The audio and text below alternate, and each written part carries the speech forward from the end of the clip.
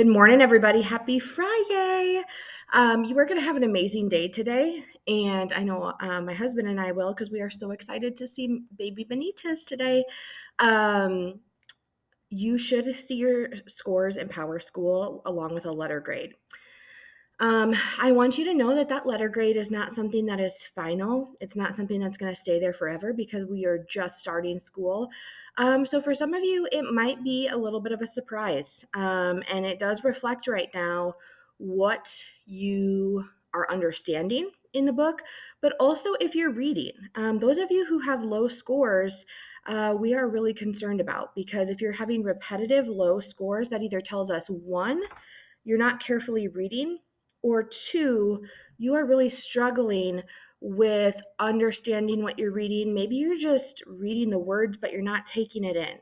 So if you're someone who struggles with understanding what you're reading, again, like Miss Pendleton said, maybe just read the Joseph chapters in order, then read the Isabel chapters in order, then read the Mahmoud chapters in order.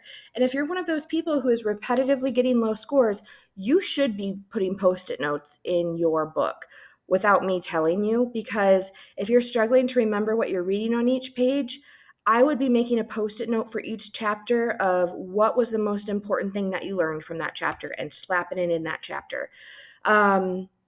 Because that tells us that right now you aren't comprehending at a seventh grade level.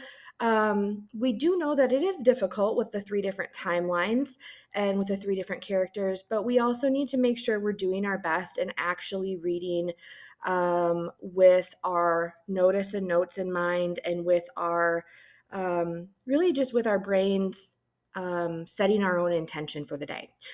So I just want to say that right now, okay? You might be surprised at your grade. You might be happy with it. But whatever it is, I just want you to know it's subject to change because we keep adding comprehension tests. And that will not be the only thing in the grade book right now. So keep that with an open mind and do what you need to do to change your scores. Okay, we're going to move on to talking about notice and note. We're going all the way back to when we were talking about pages like 34 to 65. I know we're in the hundreds right now, but the importance of going back, we're not going to continue doing this and try and play catch up all the way to page 100. But I want you to get in the habit of doing this with us so you can notice and note signposts on your own. So let's go ahead and go to, I think we left off on 46 and 47, contrast, contradiction. So you need to have your book open with me right now. So pause this video if you need to. Get the book out of your backpack right now.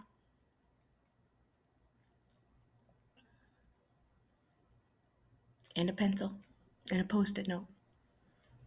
Because some of you have these done, but some of you might need to add them. Okay, hopefully you're ready.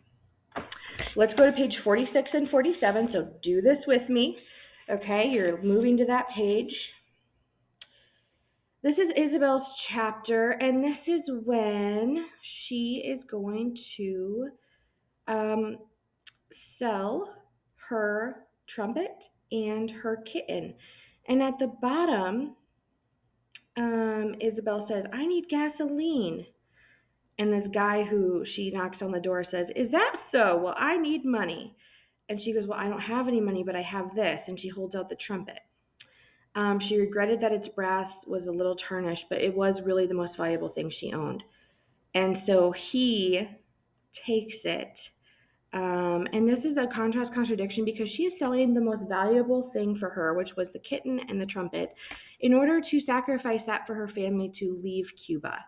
And this is a very mature thing for her to do. So CC, and it's because she's selling her trumpet and it's the most prized possession for her, right? Imagine giving up whatever your most prized possession is at home, all to sacrifice for your family. So she's pretty mature for an 11-year-old. Make sure you have that down. Then we're going to go to page 61, and this is a tough question. And we're still in Isabel's chapter, and it's at the very top, okay? We are talking about how anyone who wanted to go, Fidel Castro would let them go. But at the top of 61, she asked herself, But what if he changed his mind? What if there was a line of police waiting to arrest them at the beach, right? So thinking, is this all a trick? What happens? What if, what if, what if? Have you ever had those what if thoughts go through your head and it starts to make you panic? That's kind of what Isabel's thinking. She's like, what if we get down there with our boat and it's a trap, right? So she's thinking in her head, what can I do right now to maybe prepare myself for that moment? That's why it's a tough question. Page 64, not too farther. So flip with me. We're on 64. This is, they're getting in the boat. We have some more characters joining. We have her neighbors. We have Luis, who is Ivan's older brother. Okay. And he is the policeman. Well, there's another police woman, and it's Luis's girlfriend. So they're both police. And it's very strange that they're leaving too, even though they represent the government there. So it's kind of a contradiction too. But we're looking for an aha. And the aha says, it's at the second paragraph. It says, this must have been the Castillo's plan all along for Luis and his girlfriend to run away with them. But they had never told Isabel and her family. So it was kind of like a surprise that they showed up. And I think to myself, well, why would they keep that a secret? They're police officers. They work for the government. And if someone told on them, they could probably be jailed, right? Because even police officers knew that Castro was a dictator and it wasn't a good thing. Okay, and last one, page 65. Just look at the following page.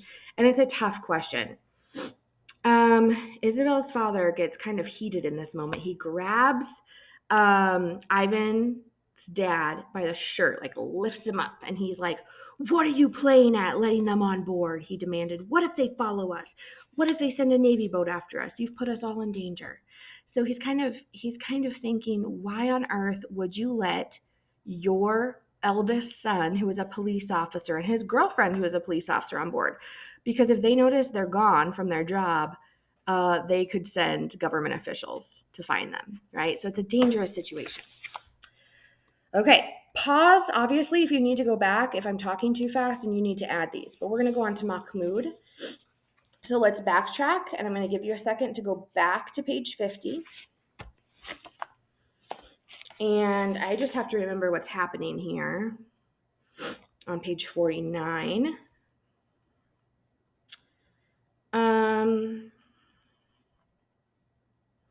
This is when they realize there's a huge hole in their apartment, and then Mahmoud realizes Waleed is okay. Everyone's alive. Everyone survived. It was just very traumatizing. And again is on page 50 on the first paragraph. The mom goes up and she's like, oh my God, you're alive.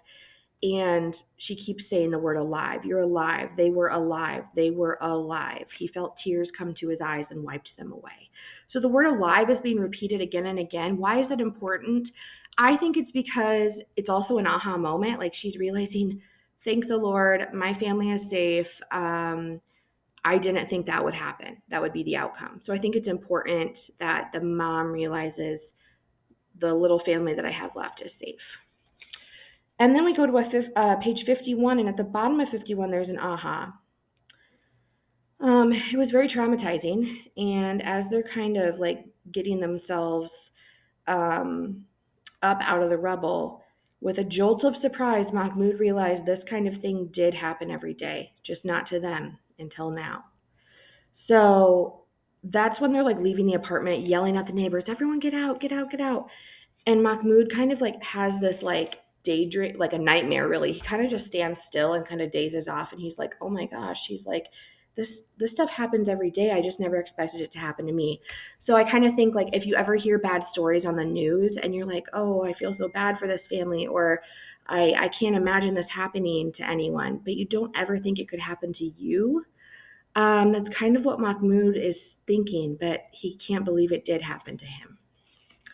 Okay, 53. We have a tough question.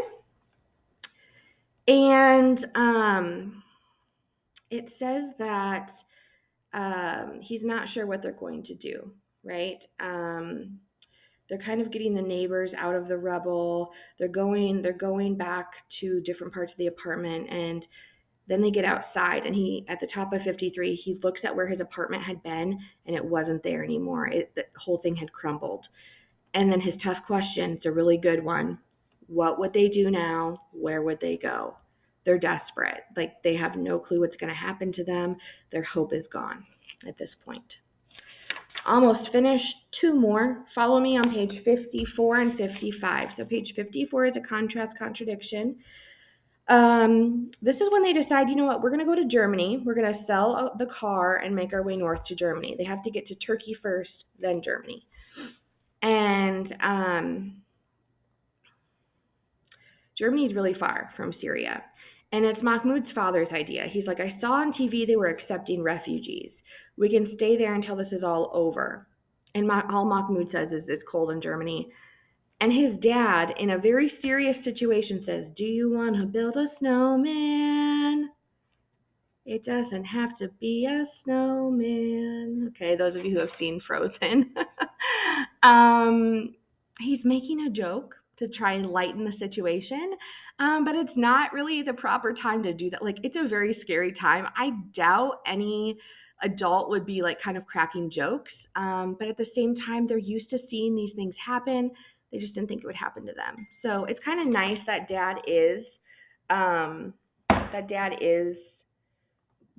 cracking jokes and trying to make light of the situation, but it's a little out of the blue. You didn't expect that to happen. And then on page 55, there's some words of the wiser. So let's look at this. Dad is very grateful. He goes, we have no money, but guess what? We have our lives.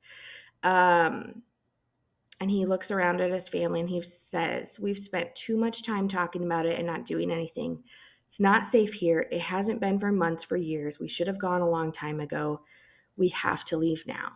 So he kind of has two things to say. He's like, you guys, we don't have money, but we have our lives, and not everyone around us can say that they lived through this. So let's continue where we're at, right? So that is his words of the wiser. It seems so far like in Isabel's story, Leto is words of the wiser kind of person. And in Mahmoud's story, it is, it's dad. Oh, sorry, Casper. Our cat wants to join. And then it's interesting too, because in Joseph's story, I guess the words of the wiser person isn't going to be, what are you doing? The words of the wiser person isn't going to be dad, because he's kind of gone crazy. So I'm not sure who's going to tell words of the wiser yet in Joseph's story. We'll have to wait and see. So next, your job is to work with the character timeline, and Miss Pendleton will lead you through that for up to all the pages that you've read so far. Most of you got through Joseph's timeline, but then you need to do Isabel's and Mahmoud's, and then you're going to transfer it to your composition notebook today. So happy learning, be on your best behavior, and I will hear about how everything went on Monday, and I'll bring an ultrasound pic. Bye guys, happy Friyay.